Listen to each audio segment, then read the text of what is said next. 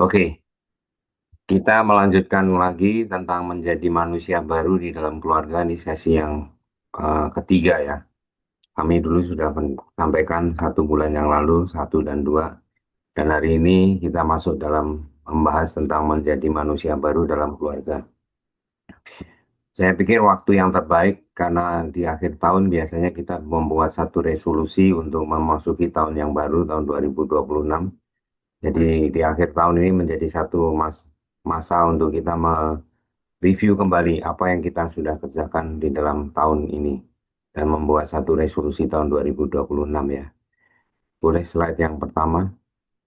Nah, kita akan membaca dari ayat firman Tuhan di dalam Efesus pasal keempat ayat ke-17 sampai 24. Dikatakan demikian, sebab itu kukatakan dan kutegaskan ini kepadamu di dalam Tuhan. Jangan hidup lagi sama seperti orang-orang yang tidak mengenal Allah dengan pikirannya yang sia-sia dan dengan pengertiannya yang gelap, jauh dari hidup persekutuan dengan Allah, karena kebodohan yang ada di dalam mereka dan karena kedegilan hati mereka. Perasaan mereka telah tumpul, sehingga mereka menyerahkan diri kepada hawa nafsu dan mengerjakan dengan serakah segala macam kecemaran. Tapi kamu bukan demikian. Kamu telah belajar mengenal Kristus. Next slide.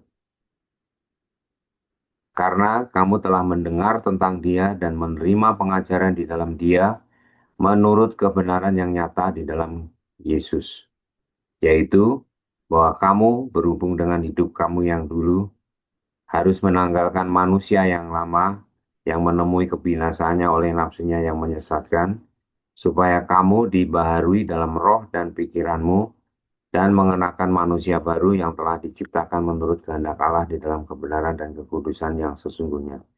Nah, di dalam ayat ke-17 dan sampai 24 ini kita bisa melihat ada satu transisi dari manusia yang lama menjadi manusia yang baru. Next slide. Yang pertama di dalam ayat ke-17 dikatakan, eh, jangan lagi hidup sama seperti orang yang tidak mengenal Allah. Jadi Paulus mau menyampaikan kepada orang-orang yang ada di Efesus, yaitu larangan hidup seperti dunia. Ya, termasuk diri kita ini, Tuhan mau mengingatkan, kalau kita mau menjadi manusia baru, jangan hidup seperti standar dunia. Nah, di dalam ayat ke-18 dikatakan yang pengertiannya gelap dan jauh dari persekutuan dengan Allah.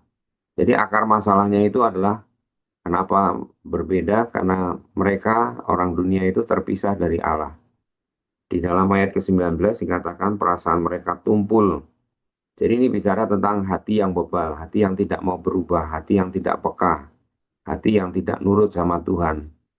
Nah, di dalam ayat ke-20, tapi kamu ini bukan demikian, kamu telah belajar mengenal Kristus. Jadi titik baliknya adalah karena dia orang-orang yang hatinya bebal ini sudah mengenal Kristus. Dan di dalam ayat ke-21 dikatakan, karena kamu telah mendengar tentang Dia, menerima pengajaran di dalam Dia menurut kebenaran yang nyata dalam Kristus. Jadi ada kebenaran itu hanya ada di dalam Kristus. Kita tidak ikut dengan cara dunia, kita tidak ikut dengan nasihat manusia, tapi kita ikut apa kata firman Tuhan. Jadi kebenaran itu hanya ada di dalam Yesus Kristus. Dan kemudian 3 ayat terakhir ini, apa yang kita perlu kerjakan, yaitu menanggalkan manusia yang lama, kemudian pikiran kita diperbarui, dikatakan supaya kamu dibaharui dalam roh dan pikiranmu, dan kemudian dan mengenakan manusia baru yang telah diciptakan menurut kehendak Allah di dalam kebenaran dan kekudusan yang sesungguhnya. Jadi menjadi manusia yang sebelum menjadi manusia lama, dari manusia lama menjadi manusia baru itu adalah satu proses. Tidak begitu kita mendengar firman lalu berubah, tapi ada satu proses yang Tuhan sampaikan. Pertama dikasih ingat, dilarang, dikasih tahu persoalannya, hatimu menjadi bebal. Tapi titik baliknya di dalam Kristus itu membuat kamu benar. Kamu tinggalkan manusia yang lama, pembaruan mulai dari dalam dan mengenakan manusia baru. Nah, ini semua dikerjakan oleh karya Tuhan Yesus. Jadi manusia yang tidak mengenal Tuhan tidak bisa melakukan proses yang sedang kita bicarakan di tempat ini. Nah, setelah menjadi manusia baru, mengenakan manusia baru itu apa? Next slide. Nah, mengenakan manusia baru itu dari ayat 25 sampai ayat 32. Ini yang beberapa waktu kita sudah bahas. Yang bicara, yang pertama adalah orang yang sudah menjadi manusia baru, mengenakan manusia baru adalah orang yang jujur, berkata benar dalam setiap perkataannya. Yang kedua, kita bahas 2 minggu yang lalu, yaitu mengendalikan marah.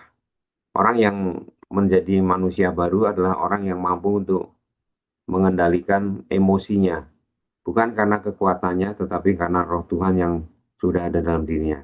Nah, hari ini adalah bicara tentang bekerja dan mengelola hidup yang merupakan disiplin dan tanggung jawab sebagai manusia yang baru.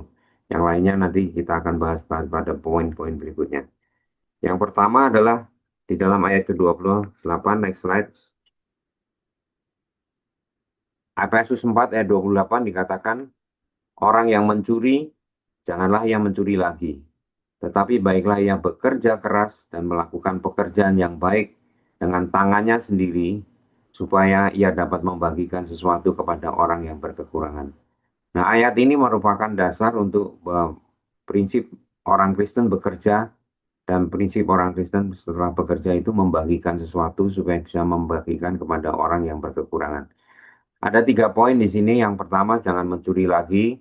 Yang kedua adalah bicara sebelumnya, bekerja keras dan melakukan pekerjaan yang baik dengan tangannya sendiri. Lalu yang ketiga adalah bicara membagikan sesuatu kepada orang yang berkekurangan. Yang pertama adalah jangan mencuri lagi. Next slide. Mencuri itu merupakan satu pola hidup manusia lama yang berpusat pada diri sendiri. Sadar atau tidak sadar bahwa mencuri itu adalah satu fokusnya kepada diri sendiri. Makanya nanti setelah dinasihatkan jangan mencuri, bekerja, diminta untuk memberi kepada orang yang berkekurangan. Jadi mencuri itu hanya bisa diubahkan oleh Injil yang bisa mengubahkan seseorang menjadi manusia baru, sehingga dia sadar hidupnya bukan lagi fokus kepada dirinya, kepentingan diri sendiri, untuk kebanggaan diri dan sebagainya, tapi berfokus kepada orang lain. Nah, bentuk mencuri dalam kondisi hari ini, mencuri itu adalah hidup yang berpusat pada diri dan prinsipnya mengambil dan bukan memberi. Jadi kalau kita melayani Tuhan, kita hanya berpikir tentang keuntungan diri sendiri, itu sebenarnya kita mencuri kemuliaan Tuhan. Kalau kita mungkin menolong orang lain supaya nama kita dikenal orang lain, sebenarnya kita mengambil kemuliaan yang seharusnya bukan untuk diri kita, tetapi untuk Tuhan kita ambil. Itu sebenarnya tanpa sadar berpusat kepada diri sendiri, atau kita dalam Alkitab sebut berpusat itu adalah mencuri. Yang kedua, mencuri dalam kondisi modern saat ini adalah mengambil keuntungan dengan mengorbankan integritasnya. Ini bicara orang-orang yang dalam konteks yang luas adalah korupsi, ya bisa korupsi waktu, korupsi hal-hal yang real dalam hidup kita yang dipercayakan. Mungkin uh, apa apa yang kita kerjakan kita tidak jujur, mungkin kita besar-besarkan budget untuk kepentingan diri sendiri, padahal yang dikeluarkan tidak sesuai dengan anggaran yang kita minta dan sebagainya. Yang ketiga, mengambil waktu keluarga demi ambisi pribadi. Nah, mencuri ini sebenarnya keluarga itu punya hak untuk kita berikan waktu yang terbaik. Karena di dalam keluarga kita akan melahirkan anak-anak ilahi. Dalam keluarga kita juga bertanggung jawab kepada pasangan hidup kita. Tapi kita ambil waktunya dan kita demi ambisi pribadi ya. Supaya nama kita tenar atau kita menjadi orang yang punya banyak uang, sehingga kita bisa berpikir untuk kepentingan diri sendiri. Sebenarnya kita setelah tanpa sadar kita mencuri waktunya keluarga yang sebenarnya Tuhan berikan untuk kehidupan keluarga kita. Termasuk juga orang tua itu bisa mencuri masa depan anak dengan memaksakan mimpi yang tidak pernah Tuhan berikan kepada anak itu. Jadi ambisi pribadi orang tua itu bisa mencuri masa depan atau tidak memberikan hak yang seharusnya diterima oleh anak itu, karena kita akan memaksakan mimpi kita yang tidak pernah Tuhan berikan kepada anak itu. Nah, di sini biasanya terjadi konflik antara orang tua dengan anak atau suami dengan istri, tentang prioritas dalam mendidik, memberikan pendidikan yang terbaik untuk anak-anak kita. Ya terbaik bukan berarti yang paling mewah ya. Terbaik itu adalah yang sesuai dengan panggilan hidup setiap orang, termasuk anak-anak kita, untuk dia bisa studi dengan baik. Saya mau menekankan waktu dikatakan mencuri waktu keluarga demi ambisi pribadi. Ya, ini bisa uh, digambarkan dengan bagaimana kita memakai waktu untuk eh, anak-anak kita, untuk pasangan hidup kita, atau untuk keluarga besar kita, ya, untuk orang-orang yang Tuhan tempatkan di sekitar kita yang terdekat. Nah, apakah kita memakai waktu itu untuk lebih banyak untuk orang lain? Ya, misalnya hangout sama teman, boleh nggak boleh, ya. Tapi kadang-kadang kita memakainya dengan tidak bijak. Apa arti tidak bijak? Ya, atau kita bilang, oh saya mau me time karena saya sudah begitu capek kerja, saya sudah capek pelayanan dan ini me time saya. Apa artinya me time?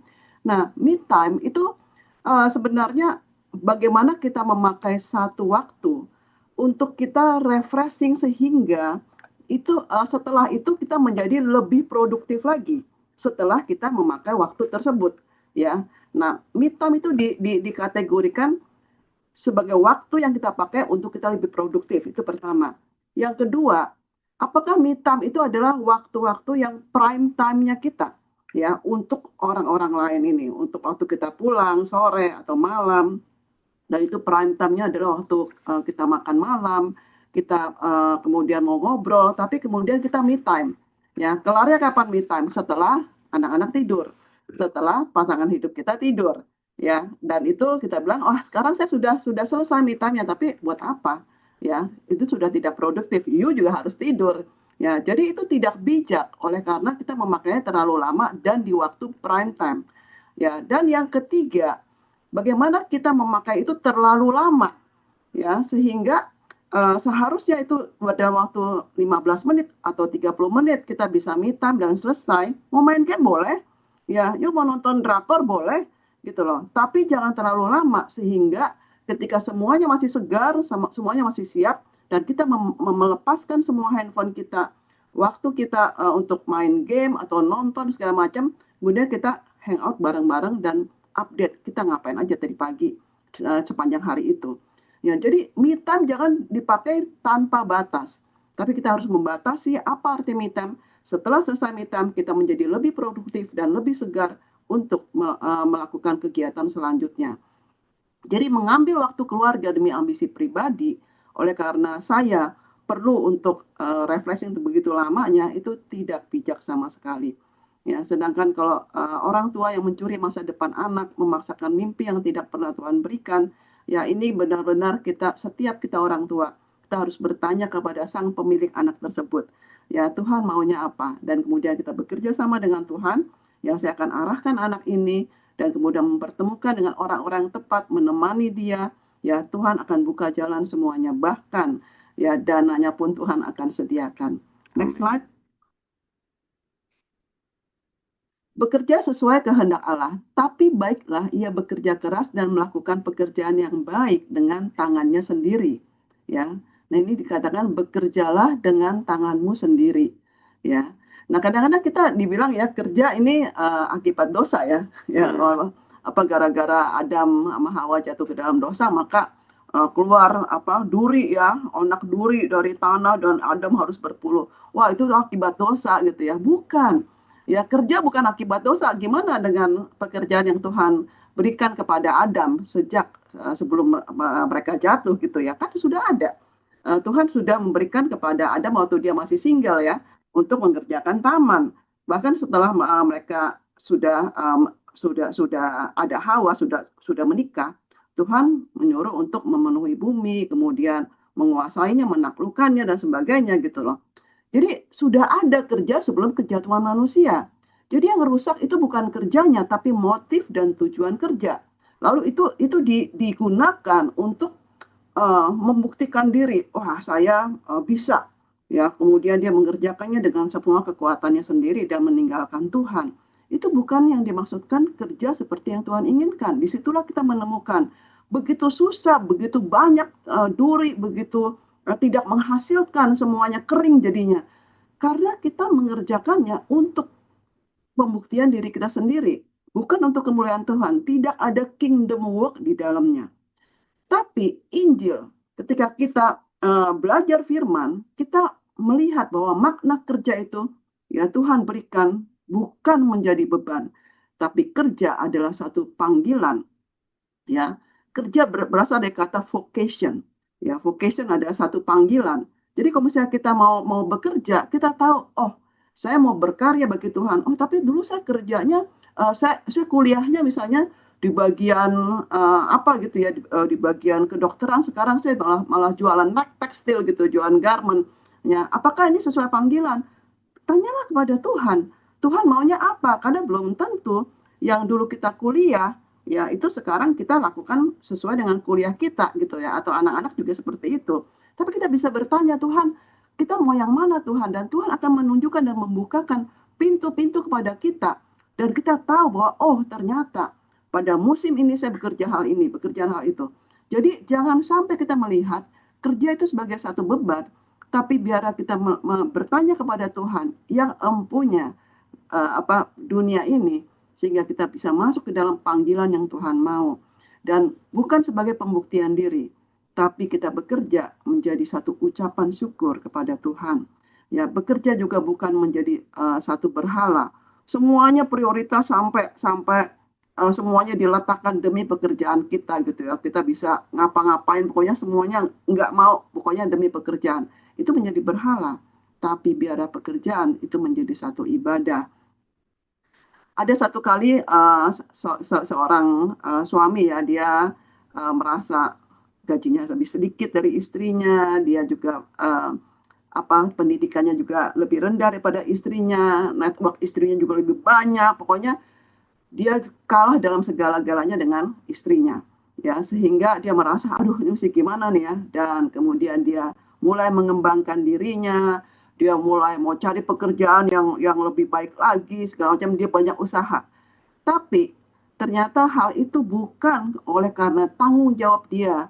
Dia sadar perannya sebagai seorang kepala keluarga, tapi karena dia ingin pembuktian diri bahwa saya bisa lebih dari kamu. Nah, ini kelihatannya sama ya kelihatannya, tapi sebenarnya sangat berbeda di mata Tuhan. Bahwa bekerja, mengembangkan diri sebagai pembuktian diri supaya orang melihat dia, itu tidak benar di mata Tuhan. Tapi kalau dia mau untuk, saya melakukan peran saya sesuai yang Tuhan inginkan, dan itu menjadi satu panggilan, menjadi satu ucapan syukur bahwa Tuhan masih memberi saya kesempatan, Tuhan masih memberikan saya kesehatan. Inilah waktunya Tuhan, saya mau berkarya bagi Engkau. Itu akan beda sekali hasilnya nanti. Eh, saya akan tambahkan tentang berhala menjadi ibadah ya.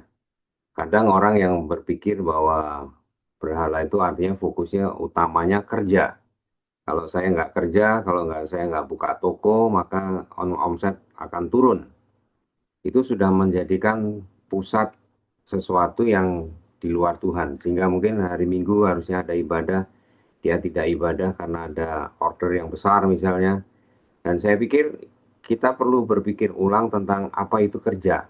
Karena kalau kerja sudah menggantikan Tuhan di dalam kita mencari Tuhan, berarti kita sudah menempatkan pekerjaan kita, usaha kita itu sebagai berhala. Berhala itu adalah sesuatu yang lebih penting dari Tuhan. Nah, jadi bekerja yang sesuai dengan kehendak Tuhan, yaitu artinya bahwa segala sesuatu kita lakukan itu sebuah ibadah. Mempersembahkan tubuh yang berkenan kepada Tuhan itu adalah ibadah kita yang sejati di hadapan Tuhan. Jadi mempersembahkan sesuatu, usaha kita, tenaga kita, pikiran kita di hadapan Tuhan untuk memuliakan Tuhan itu adalah ibadah, termasuk di dalam kita bekerja. Jadi kita harusnya ketika kita menjadi orang yang kenal Injil atau kenal Kristus, kita tidak menempatkan pekerjaan sebagai berhala, tapi menempatkan itu sebagai ibadah. Next slide. Nah, kita perlu menyadari bahwa anak-anak kita itu belajar dari cara kita bekerja. Jadi biasanya juga profesi orang tua itu akan menjadi profesi idaman anak-anak kita ya. Jadi orang yang bergerak di bidang pendidikan ya tertariknya mungkin banyak di dalam pendidikan. Orang yang dagang biasanya juga melahirkan pedagang-pedagang atau bisnismen yang berhasil. Termasuk orang yang melayani Tuhan, biasanya anak-anaknya juga banyak yang mengikuti jejak orang tuanya menjadi hamba Tuhan. Jadi ternyata anak itu belajar dari cara kita kerja. Nah, anak-anak kita tidak hanya mendengar apa yang kita ajarkan, tetapi dia melihat bagaimana kita hidup itu seperti apa. Kalau kita rajin melayani, meskipun di tengah kesibukan seperti apapun, anak-anak kita belajar melayani juga. Ketika orang tua memberikan hartanya untuk menolong orang lain di tengah kekurangan atau di tengah keterbatasan, satu hari anak juga akan ikut, oh ternyata orang lain itu penting dan kita bisa sharing apa yang mungkin kita miliki meskipun itu terbatas. Nah, kalau anak melihat ayah itu kerjanya stres, isinya marah-marah, dan ibu bekerja dengan banyak keluhan dan kepahitan, maka pesan yang ditangkap anak kerja itu siksa, menjadi siksaan. Dan hidup itu berat, Tuhan itu jauh. Jadi kalau kita hidup seperti ini, maka kerja itu sebagai kutuk yang seperti disampaikan di dalam kitab Kejadian. Terkutuklah tanah di mana Adam itu bekerja akan tumbuh onak duri dan semak. Saya percaya kita yang hidup sebagai anak-anak Tuhan yang sudah menerima Kristus, pekerjaan itu bukan satu beban yang membuat kita stres dan marah. Kita menjadi stres dan marah karena kita tidak melihat berkat Tuhan. Ketika kita selalu melihat bahwa apa yang kita kerjakan diberkati Tuhan, kita akan lebih tenang dan lebih bisa menghandle apapun.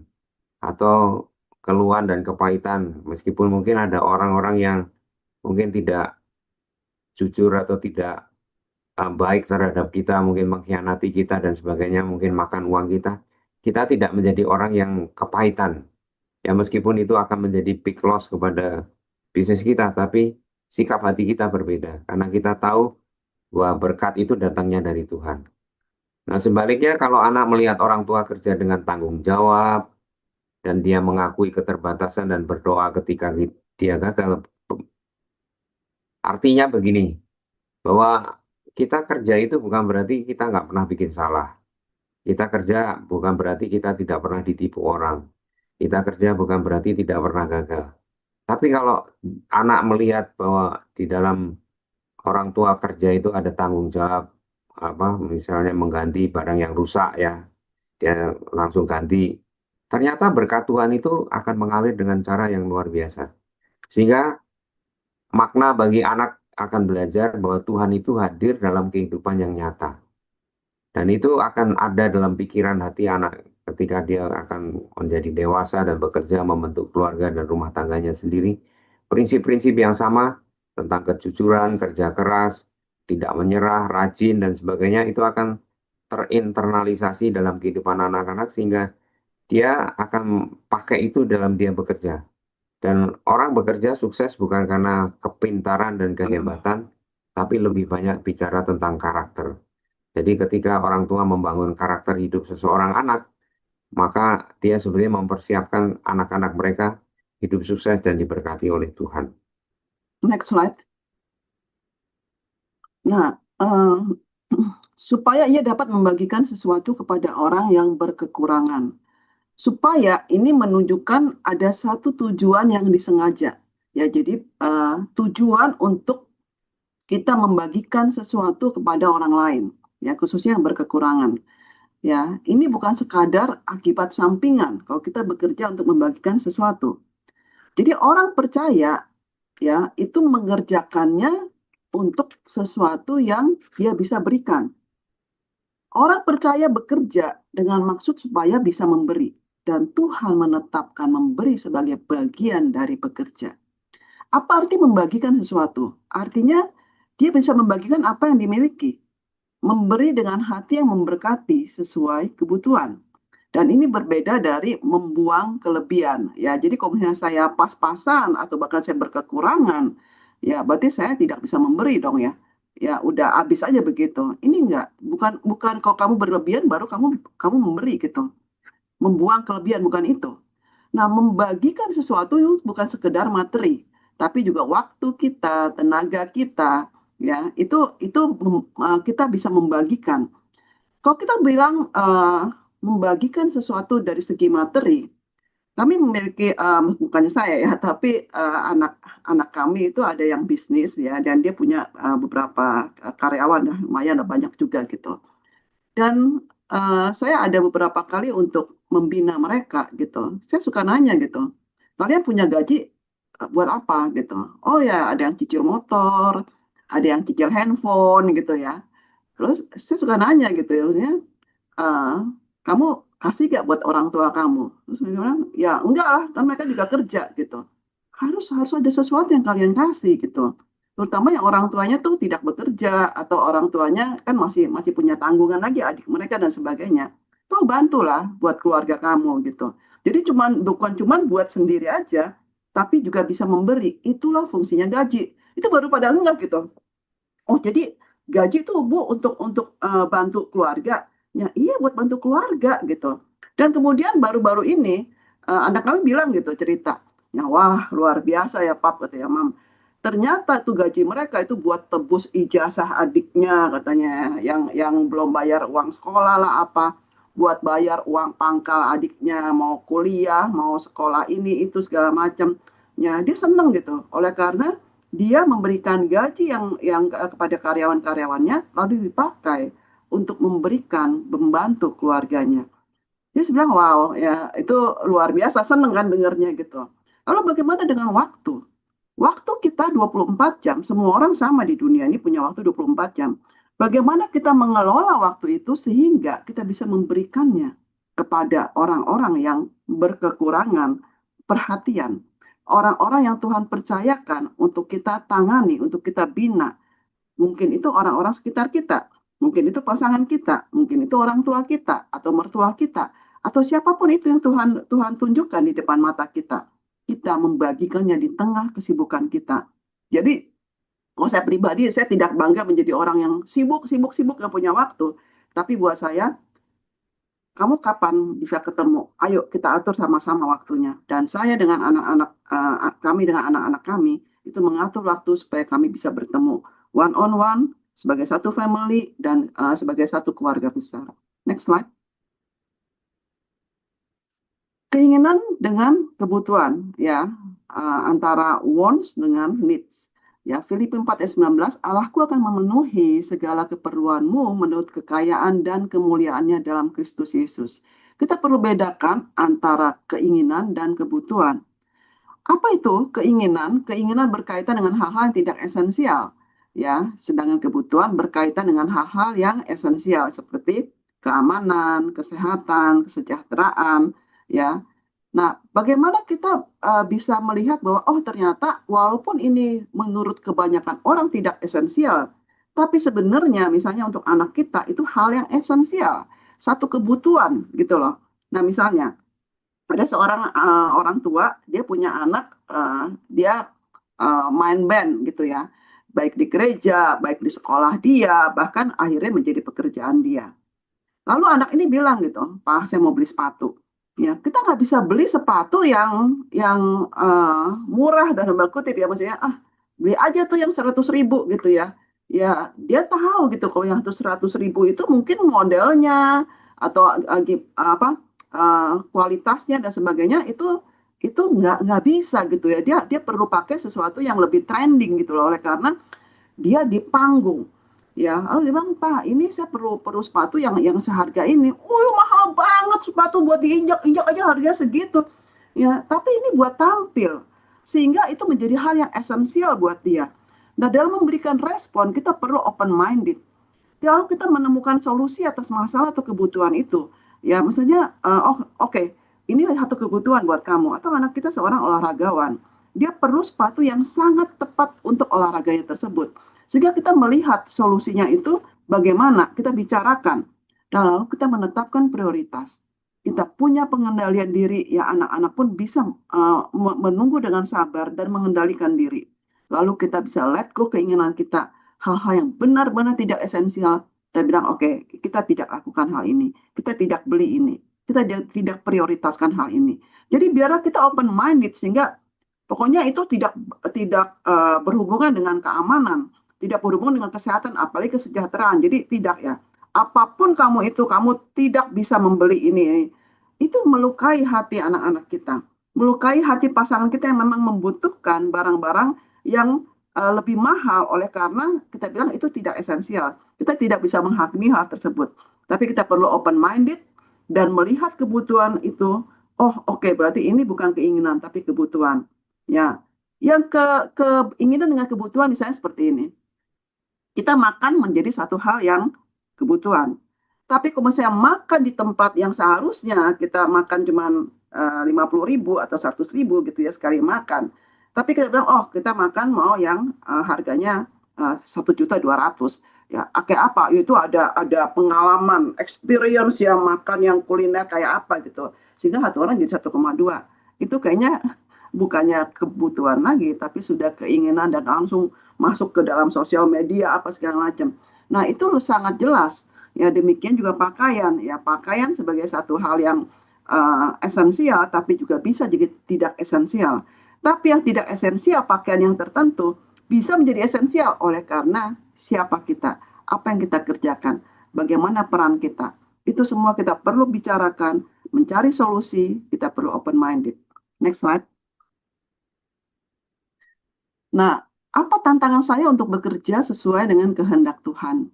Dan apa komitmen saya untuk mempraktekkan bekerja sesuai dengan kehendak Tuhan? Ya, ini mungkin bisa banyak hal yang kita bicarakan, diskusikan dari dua hal ini. Ya, saya kembalikan.